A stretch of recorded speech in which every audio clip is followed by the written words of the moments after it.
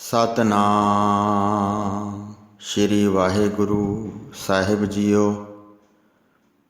रे मन भज तू सारदा, जा सम अवर न कोए। जिह सिमरत किल विख नसे, अंत परम गत होए। दोहरा नरक निवारण जगत गुर, मोहन सकल संसार। रिजक देन सब जगत को, जस पूरण पंडार। परम सन्मानयोग गुरु रूप गुरु खालसा साध संगत जी, वाहिगुरु जी का खालसा वाहिगुरु जी की फतेह।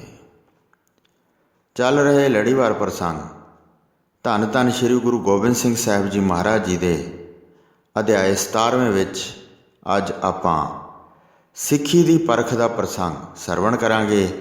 आओ बड़े प्रेम नाल ਇਹ प्रसंग ਸਰਵਣ ਕਰੀਏ। श्री आनंदपुर साहिब विच जद सिੱਖਾਂ ਦਾ मेल होया ਤਾਂ ਚਾਰੇ ਪਾਸਿਆਂ ਤੋਂ ਸਿੱਖ ਆਏ। ਉੱਥੇ बहुत ਵੱਡੀ ਭੀੜ ਲੱਗ ਗਈ। ਸਾਰੇ ਦਰਸ਼ਨ ਕਰਨਾ ਚਾਹੁੰਦੇ ਸਨ।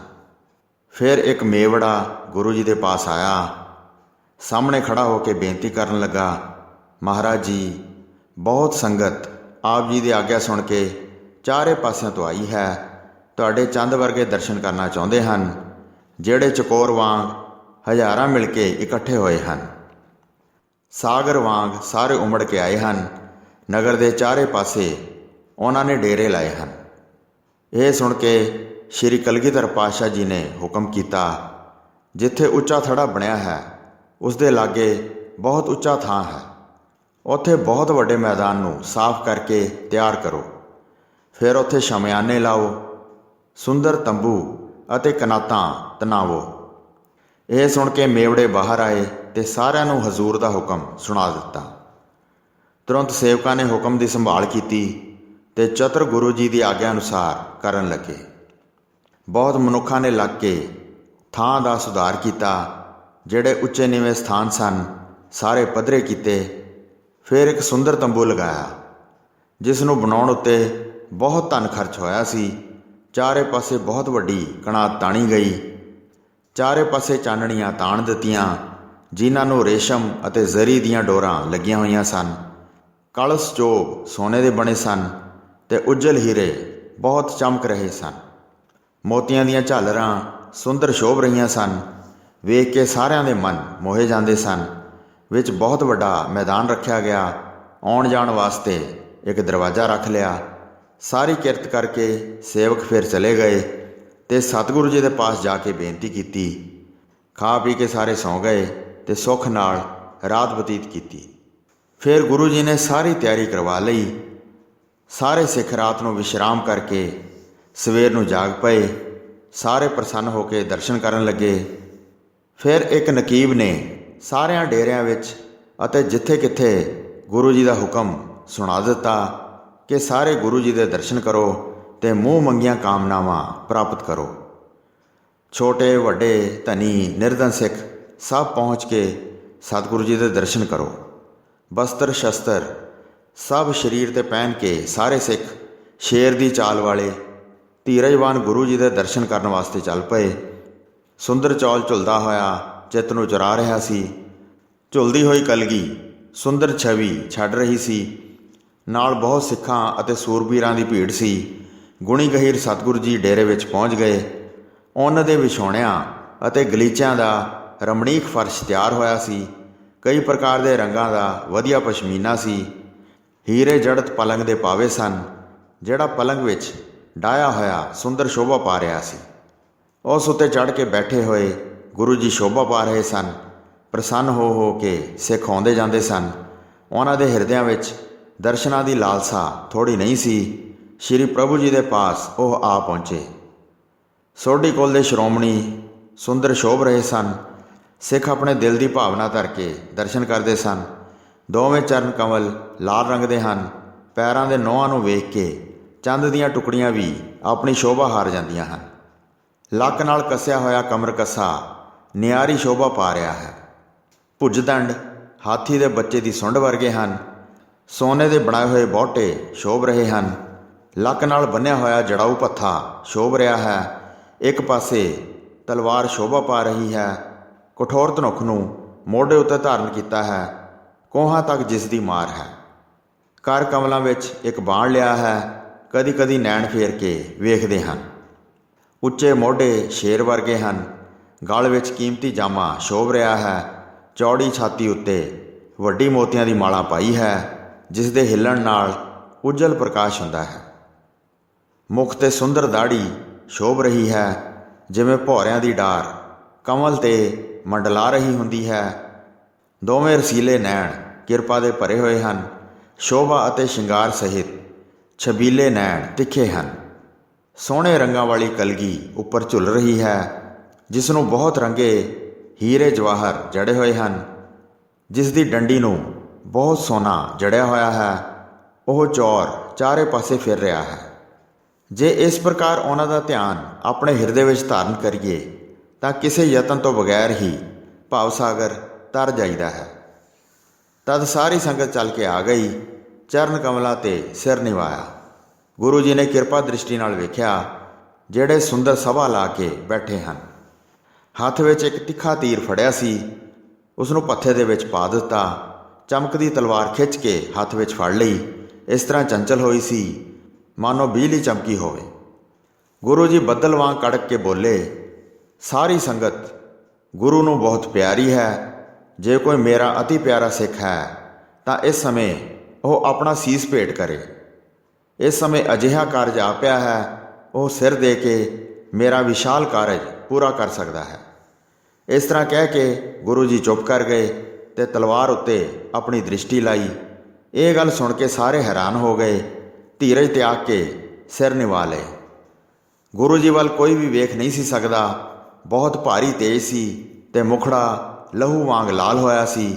ਗੁਰੂ ਜੀ ਨੇ ਕੁਝ ਸਮੇਂ ਲਈ ਖਿਆਲ ਟਾਲਿਆ ਤੇ ਫਿਰ ਬੋਲੇ, ਹੇ ਸਾਰੀ ਸਿੱਖ ਸੰਗਤ ਸੁਣੋ, ਕੋਈ ਮੇਰਾ ਪਿਆਰਾ ਸਿੱਖ ਹੋਵੇ ਤਾਂ ਮੈਨੂੰ ਦਾਨ ਦਿਓ। ਆਪਣੇ ਪ੍ਰਾਣ ਅਰਪਣ ਕਰਕੇ ਮੇਰਾ ਕਾਰਜ ਸਿੱਧ ਕਰੇ। ਅਹੰਕਾਰ ਨੂੰ ਦੂਰ ਕਰਕੇ ਤੇ ਧੀਰਜ ਧਾਰਨ ਕਰਕੇ ਮੇਰੀ ਹਜ਼ੂਰੀ ਵਿੱਚ ਸੀਸ ਭੇਟ ਕਰੋ। ਫਿਰ ਸੰਗਤ ਸੁਣ ਕੇ ਚੁੱਪ ਰਹੀ। ਕੋਈ ਵੀ ਸਾਹਮਣੇ ਵੇਖਦਾ ਨਹੀਂ ਸੀ ਤੇ ਮਨ ਵਿੱਚ ਧੀਰਜ ਨਹੀਂ ਸੀ ਧਾਰਨ ਕਰ ਰਿਹਾ। ਹੱਥ ਵਿੱਚ ਤਲਵਾਰ ਚਮਕ ਰਹੀ ਸੀ। ਕੋਈ ਵੀ ਧੀਰਜ ਨਾ ਧਾਰ ਸਕਿਆ। ਬੈਠੇ ਬੈਠੇ ਜਦ ਕਾਫੀ ਸਮਾਂ ਬੀਤ ਗਿਆ ਤਾਂ ਗੁਰੂ ਜੀ ਨੇ ਤੀਸਰੀ ਵਾਰ ਉਸੇ ਰੀਤੀ ਨਾਲ ਬਚਨ ਕੀਤਾ। ਗੁਰੂ ਜੀ ਸਿੱਖਾਂ ਦੀ ਪਰਖ ਕਰ ਰਹੇ ਸਨ। ਲੱਖਾਂ ਦੀ ਗਿਣਤੀ ਵਿੱਚ ਮਹਾਨ ਸੰਗਤ ਬੈਠੀ ਹੋਈ ਸੀ। ਬੀਜ ਰਹੇ ਜਾਂ ਰਹੇ ਨਹੀਂ, ਜਿਸ ਨਾਲ ਸਾਰਾ ਨਿਰਵਾਹ ਹੋ ਸਕੇ। ਜੰਗਲ ਵਿੱਚ ਇੱਕ ਹੀ ਸ਼ੇਰ ਹੁੰਦਾ ਹੈ। ਕੋਈ ਜੰਗਲ ਵਿੱਚ ਡਰ ਧਾਰ ਕੇ ਪ੍ਰਵੇਸ਼ ਨਹੀਂ ਕਰਦਾ ਹੈ। ਤੀਸਰਾ ਬਚਨ ਵੀ ਜੇ ਖਾਲੀ ਪਰਤਦਾ ਤਾਂ ਉਸ ਵੇਲੇ ਜਾਂ ਉਸ ਸੰਗਤ ਦਾ ਫਿਰ ਵਾਲੀ ਕੌਣ ਹੁੰਦਾ। ਭਾਈ ਦਇਆ ਸਿੰਘ ਇੱਕ ਲਾਹੌਰ ਨਿਵਾਸੀ ਸਿੱਖ ਸੀ। ਉਹ ਖੱਤਰੀ ਸਭ ਸਿੰਘਾਂ ਦਾ ਸ਼੍ਰੋਮਣੀ ਸੀ। ਉਸਨੇ ਆਪਣੇ ਹਿਰਦੇ ਵਿੱਚ ਵਿਚਾਰ ਕੀਤੀ, ਹੇ ਮੇਰੇ ਜੀ, ਸਦਾ ਕੋਈ ਵੀ ਨਹੀਂ ਜਿਉਂਦਾ ਹੈ। ਐਸਾ ਸਮਾਂ ਫਿਰ ਨਹੀਂ ਆਵੇਗਾ ਸਤਿਗੁਰੂ ਜੀ ਦੇ ਕੰਮ ਤੇਰਾ ਸਿਰ ਆਵੇ। ਇੰਨੀ ਤੂੰ ਦੇਰ ਕੀਤੀ ਹੈ, ਧਿਰਕਾਰ ਹੈ ਤੈਨੂੰ। ਸਵਾਮੀ ਦੇ ਬਚਨਾਂ ਦੇ ਸਾਹਮਣੇ ਨਹੀਂ ਹੋਇਆ ਹੈ। ਇਸ ਤਰ੍ਹਾਂ ਵਿਚਾਰ ਕਰਕੇ ਤੁਰੰਤ ਖੜਾ ਹੋ ਗਿਆ। ਹਿਰਦੇ ਵਿੱਚ ਦ੍ਰਿੜ ਧੀਰਜ ਧਾਰਨ ਕਰ ਲਿਆ। ਦੋਵੇਂ ਹੱਥ ਜੋੜ ਕੇ ਬੇਨਤੀ ਕੀਤੀ, ਹੇ ਸਤਿਗੁਰੂ ਜੀ, ਮੇਰਾ ਸਿਰ ਲੈ ਲਓ। ਇਹ ਸੁਣ ਕੇ ਕਲਗੀਧਰ ਪਾਤਸ਼ਾਹ ਨੇ ਪਲੰਘ ਛੱਡ ਦਿੱਤਾ ਅਤੇ ਬੋਲੇ, ਕੀ ਸ਼ੰਕਾ ਰਹਿਤ ਹੋ ਕੇ ਸਿਰ ਦੇਣ ਵਾਸਤੇ ਆਇਆ ਹੈ। ਇਹ ਕਹਿ ਕੇ ਉਸ ਦੀ ਬਾਂਹ ਫੜ ਲਈ ਤੇ ਕਿਸੇ ਦੇਰੀ ਤੋਂ ਬਗੈਰ ਤੰਬੂ ਵਿੱਚ ਲੈ ਗਏ। ਉੱਥੇ ਗਲੀਚੇ ਵਿਛੇ ਸਨ। ਉੱਥੇ ਤੰਬੂ ਅੰਦਰ ਬਿਠਾ ਦਿੱਤਾ ਤੇ ਕਿਹਾ, ਇੱਥੇ ਬੈਠੇ ਰਹੋ ਤੇ ਕਿਸੇ ਨੂੰ ਦਿਖਾਈ ਨਾ ਦੇਣਾ। ਫਿਰ ਗੁਰੂ ਜੀ ਨੇ ਆਪਣੀ ਸ਼ਕਤੀ ਨਾਲ ਤਲਵਾਰ ਨੰਗੀ ਕਰਕੇ ਸਾਰੀ ਸਿੱਖ ਸੰਗਤ ਨੂੰ ਦਿਖਾਈ, ਜਿਸ ਉੱਪਰ ਖੂਨ ਦੇ ਨਿਸ਼ਾਨ ਲੱਗੇ ਹੋਏ ਸਨ। ਅੱਖਾਂ ਕੰਨ ਸਭ ਨੇ ਸਾਵਧਾਨ ਕੀਤੇ। ਸਾਰਿਆਂ ਨੇ ਡਰ ਮੰਨ ਕੇ ਗੁਰੂ ਜੀ ਵੱਲ ਵੇਖਿਆ ਤੇ ਖੂਨ ਨਾਲ ਰੰਗੀ ਹੋਈ ਤਲਵਾਰ ਸਭ ਨੇ ਵੇਖੀ। ਉਹਨਾਂ ਨੇ ਆਪਸ ਵਿੱਚ ਪਰਖ ਕੇ ਇਹ ਜਾਣਿਆ ਕਿ ਸਿੱਖ ਨੂੰ ਮਾਰ ਦਿੱਤਾ ਹੈ ਤੇ ਬਹੁਤ ਹੈਰਾਨ ਹੋਏ। ਸਾਰਿਆਂ ਦੇ ਚਿਹਰੇ ਪੀਲੇ ਪੈ ਗਏ ਤੇ ਸਾਰੇ ਧੀਰਜ ਛੱਡ ਗਏ। ਗੁਰੂ ਜੀ ਦੇ ਚਰਿੱਤਰ ਦੀ ਕੌਣ ਸੰਭਾਲ ਕਰ ਸਕਦਾ ਸੀ। ਥਰ ਥਰ ਕੰਬਦੇ ਸਨ ਤੇ ਹਿਰਦੇ ਦਾ ਧੀਰਜ ਖੋ ਬੈਠੇ ਸਨ। ਤੇ ਗੁਰੂ ਜੀ ਬਾਰੇ ਅਨੇਕਾਂ ਕਲਪਨਾਵਾਂ ਕਲਪਦੇ ਸਨ। ਦਇਆ ਸਿੰਘ ਨੂੰ ਧੀਰਜ ਦੇ ਕੇ ਤੰਬੂ ਵਿੱਚ ਬਿਠਾਇਆ। ਗੁਰੂ ਜੀ ਦਾ ਚਿਹਰਾ ਕ੍ਰੋਧ ਨਾਲ ਭਰਿਆ ਹੋਇਆ ਸੀ। ਹੱਥ ਵਿੱਚ ਫੜੀ ਕਿਰਪਾਨ ਲਹੂ ਨਾਲ ਭਿੱਜੀ ਹੋਈ ਸੀ। ਲੋਕਾਂ ਨੇ ਇਹ ਸਮਝਿਆ ਕਿ ਗੁਰੂ ਜੀ ਨੇ ਤਲਵਾਰ ਚਲਾਈ ਹੈ। ਉਸੇ ਤਰ੍ਹਾਂ ਹੀ ਗੁਰੂ ਜੀ ਫਿਰ ਪਲੰਗ ਉੱਤੇ ਬੈਠ ਗਏ। ਸਾਰੇ ਸ਼ੱਕੀ ਨਜ਼ਰਾਂ ਨਾਲ ਵੇਖ ਰਹੇ ਸਨ। ਗੁਰੂ ਜੀ ਨੇ ਫਿਰ ਉੱਚੀ ਆਵਾਜ਼ ਵਿੱਚ ਉਚਾਰਨ ਕੀਤਾ, ਕੋਈ ਪਿਆਰਾ ਸਿੱਖ ਹੋਰ ਸਿਰ ਦੇਵੇ। ਮੈਨੂੰ ਕਾਰਜ ਆ ਪਿਆ ਹੈ, ਸਿਰ ਦਿੱਤੇ ਬਗੈਰ ਸਰਦਾ ਨਹੀਂ ਹੈ। ਇਹ ਗੱਲ ਅਸੀਂ ਚੰਗੀ ਤਰ੍ਹਾਂ ਵੇਖ ਲਈ ਹੈ। ਸੁਣ ਕੇ ਅਤੇ ਵੇਖ ਕੇ ਸਾਰੇ ਹੈਰਾਨ ਰਹਿ ਗਏ। ਗਰਦਨ ਨਿਵਾ ਕੇ ਸਾਰੇ ਚੁੱਪ ਬੈਠੇ ਰਹੇ। ਪਹਿਲਾਂ ਤਾਂ ਕੋਈ ਸੰਸਾ ਸੀ, ਹੁਣ ਨਿਸ਼ਚੇ ਹੀ ਮਰਨਾ ਦਿਖਾਈ ਦਿੰਦਾ ਹੈ। ਸਾਰਿਆਂ ਨੇ ਸਮਝਿਆ ਪਹਿਲਾਂ ਇੱਕ ਮਾਰ ਦਿੱਤਾ ਹੈ, ਹੁਣ ਦੂਸਰੇ ਨੂੰ ਮਾਰਨਾ ਚਾਹੁੰਦੇ ਹਨ। ਕਈ ਵਾਰੀ ਫਿਰ ਗੁਰੂ ਜੀ ਨੇ ਕਿਹਾ, ਕੋਈ ਪਿਆਰਾ ਸਿੱਖ ਸੀਸ ਦੇਵੇ। ਜਦ ਤੀਸਰਾ ਬਚਨ ਉਚਾਰਨ ਕੀਤਾ ਤਾਂ ਭਾਈ ਧਰਮ ਸਿੰਘ ਜੀ ਨੇ ਫਿਰ ਹਿਰਦੇ ਵਿੱਚ ਵਿਚਾਰ ਕੀਤੀ। ਉਹ ਹਸਤਨਾਪੁਰ ਦਾ ਰਹਿਣ ਵਾਲਾ ਜੱਟ ਜਾਤੀ ਨਾਲ ਸੰਬੰਧ ਰੱਖਦਾ ਸੀ। ਉਸਨੇ ਆਪਣੇ ਮਨ ਵਿੱਚ ਕਿਹਾ ਕਿ ਆਪਣੇ ਪ੍ਰਾਣ ਤੋਂ ਕਿਉਂ ਫਿਰਦਾ ਹੈ? ਸਾਰਾ ਸਰੀਰ ਤੂੰ ਗੁਰੂ ਜੀ ਨੂੰ ਦੇ ਦਿੱਤਾ ਹੈ। ਉਹ ਇਸ ਸਰੀਰ ਨੂੰ ਉਸ ਤਰ੍ਹਾਂ ਹੀ ਕਰਨ ਜਿਵੇਂ ਜਿਵੇਂ ਉਹਨਾਂ ਨੂੰ ਸ਼ੋਭਦਾ ਹੈ। ਗੁਰੂ ਜੀ ਦੇ ਕਾਰਜ ਵਿੱਚ ਕਿਉਂ ਸ਼ੰਕਾ ਕਰਦੇ ਹੋ? ਮਨ ਵਿੱਚ ਡਰ ਧਾਰ ਕੇ ਬੈਠਾ ਰਿਹਾ ਹੈ। ਇਸ ਤਰ੍ਹਾਂ ਵਿਚਾਰ ਕੇ ਤੁਰੰਤ ਖੜਾ ਹੋ ਗਿਆ। ਸੰਗਤ ਵੇਖ ਰਹੀ ਸੀ। ਵੱਡਾ ਧੀਰਜ ਧਾਰਨ ਕੀਤਾ ਹੋਇਆ ਸੀ। ਉਸਨੇ ਨਿਸ਼ੰਕ ਹੋ ਕੇ ਹੱਥ ਜੋੜ ਕੇ ਕਿਹਾ, ਹੇ ਸਤਿਗੁਰੂ ਜੀ, ਮੇਰਾ ਸਿਰ ਲੈ ਲਓ। ਪਿਆਰੇ ਸਿੱਖ ਨੂੰ ਵੇਖ ਕੇ ਗੁਰੂ ਜੀ ਪਲੰਗ ਤੋਂ ਉੱਠੇ ਤੇ ਬਾਂਹ ਤੋਂ ਫੜ ਕੇ ਨਿਸ਼ੰਕ ਹੋ ਕੇ ਤੰਬੂ ਵਿੱਚ ਲੈ ਗਏ। ਫਿਰ ਉਸ ਨੂੰ ਜਾ ਕੇ ਤੰਬੂ ਵਿੱਚ ਬਿਠਾ ਦਿੱਤਾ ਤੇ ਉਸ ਨੂੰ ਭਾਈ ਦਇਆ ਸਿੰਘ ਦੇ ਨਾਲ ਬਿਠਾ ਦਿੱਤਾ ਤੇ ਕਿਹਾ, ਇੱਥੇ ਬੈਠੇ ਰਹੋ, ਬਾਹਰ ਪਤਾ ਨਾ ਲੱਗੇ। ਫਿਰ ਗੁਰੂ ਜੀ ਨੇ ਆਪਣੀ ਸ਼ਕਤੀ ਨਾਲ ਤਲਵਾਰ ਲਹੂ ਵਾਲੀ ਕਰ ਲਈ। ਫਿਰ ਚਤੁਰ ਗੁਰੂ ਜੀ ਬਾਹਰ ਆ ਗਏ। ਵੇਖਣ ਵਾਲਿਆਂ ਨੇ ਗੁਰੂ ਜੀ ਦਾ ਘੋਰ ਤੇਜ ਵੇਖਿਆ। ਸਾਰੇ ਬਹੁਤ ਹੈਰਾਨ ਹੋ ਰਹੇ ਸਨ। ਕੱਚਿਆਂ ਪਿੱਲਿਆਂ ਦੇ ਮੂੰਹ 'ਤੇ ਫਿਰ ਪਲਿੱਤਨ ਛਾ ਗਈ। ਨਾ ਉੱਠਿਆ ਜਾਂਦਾ ਸੀ, ਨਾ ਜਾਇਆ ਜਾਂਦਾ ਸੀ। ਹੌਲੀ ਹੌਲੀ ਆਪਸ ਵਿੱਚ ਬੋਲਦੇ ਸਨ ਕਿ ਇਹ ਗੁਰੂ ਜੀ ਨੂੰ ਕੀ ਹੋ ਗਿਆ ਹੈ? ਇਹਨਾਂ ਦੀ ਤਾਂ ਮੱਤ ਹੋਰ ਹੀ ਬਣ ਗਈ ਹੈ। ਇਹਨਾਂ ਨੇ ਚੇਤੋ ਮਸੰਦ ਨੂੰ ਕਿਸੇ ਦੇਰੀ ਤੋਂ ਬਗੈਰ ਮਾਰ ਦਿੱਤਾ। ਹੁਣ ਸਿੱਖਾਂ ਦੇ ਸਿਰ ਕੱਟ ਕੇ ਸੁੱਟ ਦਿੱਤੇ ਹਨ। ਭਿਆਨਕ ਤੇਜ ਹੈ, ਮੁੱਖ ਵੇਖਿਆ ਨਹੀਂ ਜਾਂਦਾ। ਸਾਰਿਆਂ ਨੂੰ ਸੁਣਾ ਕੇ ਫਿਰ ਗੁਰੂ ਜੀ ਨੇ ਉਚਾਰਨ ਕੀਤਾ, ਕੋਈ ਹੋਰ ਮੇਰਾ ਪਿਆਰਾ ਸਿੱਖ ਸਿਰ ਦੇਵੇ। ਕਈ ਜਿਹੜੇ ਬਹੁਤ ਦੂਰ ਬੈਠੇ ਸਨ ਉਹ ਭੱਜ ਗਏ ਤੇ ਮਾਤਾ ਗੁਜਰੀ ਜੀ ਨੂੰ ਜਾ ਕੇ ਸੁਣਾਇਆ, ਗੁਰੂ ਜੀ ਦੀ ਬੁੱਧੀ ਉਲਟੀ ਹੋ ਗਈ ਹੈ। 2 ਸਿੱਖ ਤਲਵਾਰ ਨਾਲ ਕੱਟ ਦਿੱਤੇ ਹਨ। ਫਿਰ ਦੂਸਰੇ ਸਿੱਖਾਂ ਨੂੰ ਸੁਣਾ ਕੇ ਕਿਹਾ ਹੈ, ਕੋਈ ਸਿੱਖ ਮੇਰੇ ਮਨ ਨੂੰ ਭਾਉਂਦਾ ਸਿਰ ਦੇਵੇ। ਇਸ ਢੰਗ ਨਾਲ ਕਰੂੜ ਕਰਮ ਕਰ ਰਹੇ ਹਨ। ਹੋਰ ਕੋਈ ਉਪਾਅ ਬਣਦਾ ਨਹੀਂ ਹੈ। ਰੋਕ ਕੇ ਬਿਠਾਓ, ਕਿਤੇ ਵੀ ਨਾ ਜਾਣ। ਮੁੱਖ ਦੁਆਰ 'ਤੇ ਬਹੁਤ ਸੂਰਬੀਰ ਖੜੇ ਹੋਣੇ ਚਾਹੀਦੇ ਹਨ ਤੇ ਹੁਣ ਕੋਈ ਵੀ ਸਿੱਖ ਉਹਨਾਂ ਦੇ ਨੇੜੇ ਨਾ ਜਾਵੇ। ਗੁਰਗੱਦੀ ਉੱਤੇ ਆਪਣਾ ਪੋਤਰਾ ਬਿਠਾਓ ਤੇ ਸਾਰੀ ਸੰਗਤ ਪਾਸੋਂ ਉਸ ਦੀ ਪੂਜਾ ਕਰਵਾਓ। ਮਸੰਦਾ ਪਾਸੋਂ ਅਜਿਹੀ ਗੱਲ ਸੁਣ ਕੇ ਮਾਤਾ ਗੁਜਰੀ ਜੀ ਨੇ ਚਿੱਤ ਵਿੱਚ ਚਿੰਤਾ ਧਾਰਨ ਕੀਤੀ। ਜਿਹੜੇ ਸੇਵਕ ਪਾਸ ਸਨ ਉਹਨਾਂ ਨੂੰ ਤੁਰੰਤ ਭੇਜਿਆ, ਵੇਖੋ ਭਲੀ ਪ੍ਰਕਾਰ ਆ ਕੇ ਖਬਰ ਦਿਓ। ਸਾਰੇ ਨਗਰ ਵਿੱਚ ਬਹੁਤ ਰੌਲਾ ਮਚ ਗਿਆ। ਉਸ ਸਮੇਂ ਇਸਤਰੀ ਪੁਰਸ਼ ਹੈਰਾਨ ਹੋ ਰਹੇ ਸਨ। ਇੱਧਰ ਗੁਰੂ ਜੀ ਜਦ 3 ਵਾਰ ਬੋਲੇ, ਕੋਈ ਸਿੱਖ ਸਿਰ ਦੇਵੇ, ਇਹ ਗੁਰੂ ਦੀ ਅਭਿਲਾਸ਼ਾ ਹੈ। ਕਲਗੀਧਰ ਪਾਤਸ਼ਾਹ ਦੇ ਇਸ ਤਰ੍ਹਾਂ ਦੇ ਬਚਨ ਸੁਣ ਕੇ ਹੱਥ ਜੋੜ ਕੇ ਤੁਰੰਤ ਇੱਕ ਸਿੱਖ ਉੱਠਿਆ। ਭਾਈ ਮੋਹਕਮ ਸਿੰਘ, ਜਿਸ ਦਾ ਨਾਮ ਪ੍ਰਗਟ ਸੀ, ਤੇ ਭਗਤ ਨਾਮਦੇਵ ਵਾਲੀ, ਜਿਸ ਦੀ ਛੀਂਬਾ ਜਾਤੀ ਸੀ। ਉਹ ਦਵਾਰਕਾ ਨਗਰੀ ਦਾ ਵਾਸੀ ਸੀ। ਉਸਨੇ ਸਾਰੀਆਂ ਵਿਧੀਆਂ ਨਾਲ ਸਿੱਖੀ ਗ੍ਰਹਿਣ ਕੀਤੀ ਸੀ। ਉਹ ਕਹਿਣ ਲੱਗਾ, ਮੇਰਾ ਸਿਰ ਲਵੋ, ਮੈਨੂੰ ਮਾਫ ਕਰੋ, ਜਿਹੜੀ ਮੈਥੋਂ ਦੇਰੀ ਹੋ ਗਈ ਹੈ। ਇਹ ਸੁਣ ਕੇ ਗੁਰੂ ਜੀ ਨੇ ਉਸ ਦਾ ਹੱਥ ਆਪਣੇ ਹੱਥ ਨਾਲ ਫੜ ਲਿਆ ਤੇ ਉਸ ਨੂੰ ਤੰਬੂ ਵਿੱਚ ਲੈ ਗਏ। ਪਹਿਲੇ ਦੋਹਾਂ ਪਾਸ ਤੀਸਰਾ ਬਿਠਾ ਦਿੱਤਾ ਤੇ ਸਾਰਿਆਂ ਨੇ ਜਾਣਿਆ ਕਿ ਸਿੱਖ ਨੂੰ ਮਾਰ ਦਿੱਤਾ ਹੈ। ਤੇ ਨਾਲ ਹੀ ਗੁਰੂ ਜੀ ਫਿਰ ਬਹੁਤ ਤੇਜ਼ੀ ਨਾਲ ਬਾਹਰ ਆਏ। ਖੂਨ ਸਹਿਤ ਤਲਵਾਰ ਨੂੰ ਆਪਣੇ ਹੱਥ ਵਿੱਚ ਚਮਕਾਇਆ। ਫਿਰ ਸਿੰਘਾਸਨ 'ਤੇ ਬੈਠ ਕੇ ਫਰਮਾਇਆ, ਕੋਈ ਸਿੱਖ ਮੇਰੇ ਮਨ ਭਾਉਂਦਾ ਸਿਰ ਦੇਵੇ। ਭਾਈ ਸਾਹਿਬ ਸਿੰਘ, ਫਿਰ ਨਾਈ ਜਾਤੀ ਦਾ ਸਿੱਖ ਉੱਠਿਆ। ਉਹ ਬਿਦਰ ਦੀ ਨਗਰੀ ਵਿੱਚ ਰਹਿੰਦਾ ਸੀ। ਉਹ ਹੱਥ ਜੋੜ ਕੇ ਖੜਾ ਹੋ ਗਿਆ ਤੇ ਬੋਲਿਆ, ਹੇ ਜਗਤ ਦੇ ਮਾਲਕ, ਹੁਣ ਮੇਰਾ ਸਿਰ ਲਵੋ। ਜੇ ਮੇਰਾ ਸਰੀਰ ਆਪ ਜੀ ਦੇ ਕੰਮ ਆਵੇ ਤਾਂ ਫਿਰ ਇਹ ਹੋਰ ਕਿਹੜੇ ਕਾਰਜ ਵਾਸਤੇ ਰੱਖਣਾ ਹੈ। ਇਹ ਸੁਣ ਕੇ ਗੁਰੂ ਜੀ ਤੁਰੰਤ ਉੱਠੇ, ਉਸ ਨੂੰ ਬਾਂਹ ਤੋਂ ਫੜ ਕੇ ਤੁਰੰਤ ਉਸ ਥਾਂ ਲੈ ਗਏ ਤੇ ਪਹਿਲਿਆਂ ਦੇ ਪਾਸ ਹੀ ਜਾ ਬਿਠਾਇਆ। ਬਾਹਰ ਸੰਗਤ ਹੈਰਾਨ ਹੁੰਦੀ ਸੀ ਤੇ ਕਹਿੰਦੇ ਸਨ, ਕੌਣ ਜਾਣਦਾ ਹੈ ਕਿ ਗੁਰੂ ਜੀ ਨੂੰ ਕੀ ਪਾਉਂਦਾ ਹੈ। ਸਿੱਖਾਂ ਦੇ ਸਿਰ ਕੱਟ ਰਹੇ ਹਨ, ਮਾਲਕ ਦੀ ਕੋਈ ਗਤੀ ਜਾਣੀ ਨਹੀਂ ਜਾਂਦੀ ਹੈ। ਉਹ ਤਲਵਾਰ ਲਹੂ ਨਾਲ ਨੁਚੜ ਰਹੀ ਸੀ, ਸਾਰੇ ਬੈਠੇ ਵੇਖ ਰਹੇ ਸਨ। ਫਿਰ ਪਹਿਲੀ ਰੀਤੀ ਅਨੁਸਾਰ ਹੀ ਸ਼ਬਦ ਉਚਾਰਨ ਕੀਤਾ, ਕੋਈ ਸਿੱਖ ਪ੍ਰੀਤ ਸਹਿਤ ਮੇਰੀ ਤਲਵਾਰ ਨੂੰ ਸਿਰ ਦੇਵੇ। ਸਿੱਖ ਆਪਣੇ ਕੰਨਾਂ ਨਾਲ ਸੁਣ ਕੇ ਹੈਰਾਨ ਹੋਏ ਕਹਿੰਦੇ ਸਨ ਕਿ ਸਾਰੇ ਸਿੱਖਾਂ ਨੂੰ ਮਾਰ ਦੇਣਾ ਚਾਹੁੰਦੇ ਹਨ। 4 ਮਾਰ ਦਿੱਤੇ ਹਨ ਤੇ ਹੋਰ ਮੰਗਦੇ ਹਨ। ਉਹ ਧਨ ਹਨ ਜਿਨ੍ਹਾਂ ਨੇ ਗੁਰੂ ਜੀ ਦੀ ਰਜ਼ਾ ਸਿਰ 'ਤੇ ਧਾਰਨ ਕੀਤੀ ਹੋਈ ਹੈ। ਜਿਹੜੇ ਦੂਰ ਸਨ ਉਹ ਕੱਚੇ ਪਿੱਲੇ ਟਲ ਗਏ, ਲੋਕਾਂ ਨੂੰ ਗੁਰੂ ਜੀ ਦੀ ਕਿਰਿਆ ਬਾਰੇ ਕਹਿੰਦੇ ਸਨ। ਕਈ ਨਜ਼ਰ ਬਚਾ ਕੇ ਚਲੇ ਗਏ, ਕਈ ਲਾਜ ਦੇ ਮਾਰੇ ਬੈਠੇ ਰਹੇ, ਗੁਰੂ ਜੀ ਵੱਲ ਵੇਖ ਨਹੀਂ ਸਕਦੇ ਸਨ। ਚਿੱਤ ਵਿਸ਼ੇਸ਼ ਤੌਰ 'ਤੇ ਸ਼ੰਕਾਮਾਨ ਹੋਏ ਸਨ।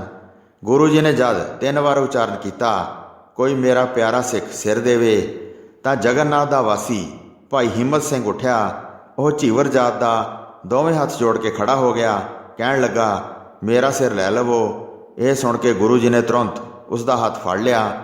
ਫਿਰ ਤੰਬੂ ਦੇ ਅੰਦਰ ਜਾ ਕੇ ਉਹਨਾਂ ਚੌਹਾਂ ਦੇ ਕੋਲ ਬਿਠਾ ਦਿੱਤਾ ਤੇ ਆਪ ਗੁਰੂ ਜੀ ਬਾਹਰ ਆ ਗਏ। ਸੰਗਤਾਂ ਨੇ ਇਹ ਜਾਣਿਆ ਕਿ ਗੁਰੂ ਜੀ ਨੇ 5 ਸਿੱਖ ਮਾਰ ਦਿੱਤੇ ਹਨ। ਗੁਰੂ ਜੀ ਦੇ ਆਸ਼ੇ ਨੂੰ ਉਹ ਪਛਾਣ ਨਹੀਂ ਸੀ ਸਕਦੇ।